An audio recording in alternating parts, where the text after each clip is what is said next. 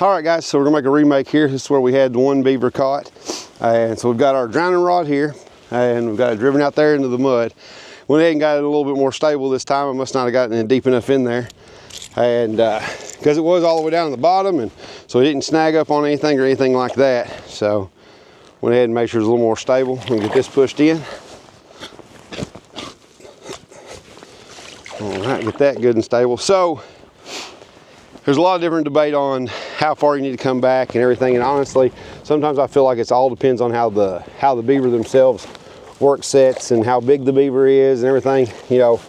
And so that one was a good solid hind foot catch. I like hind foot catches. We got plenty of depth out here to drown them. This one just didn't, it just pulled the rod up. So we're gonna go ahead and get this TS85 set. So I like TS85s mostly because they're just so easy to set and have such a good pan spread.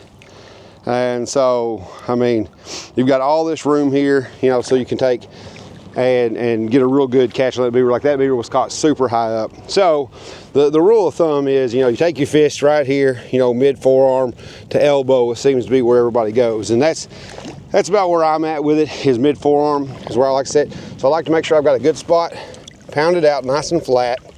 That way they've got a spot where they want to start pressing their foot up, and you can get a good level spot to set your trap.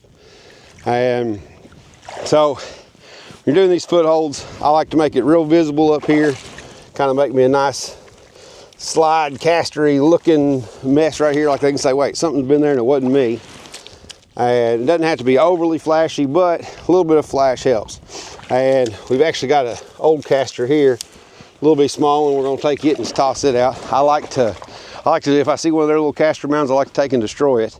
And so on this set, what we're gonna do now is take, this is mud shovel from Southern Snares. I've got a few different things I'm using this week and while I'm here in Mississippi. And so we're just gonna take this right here. We're gonna make sure it's right there where they can smell it. Doesn't take a whole lot with beaver. They're pretty territorial, especially this time of year.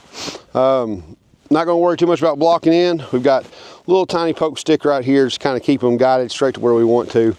Beaver are pretty well head-on animals, and so that's what we're gonna go with. So it's just a real fast, easy setup. Drowning rod, TS85, nice little mock castor set right here. So we've already got the one catch there, and we got another catch over here that we caught in a deep run. So yeah, so good deal, guys. Happy trapping, and hope everybody has tight chains.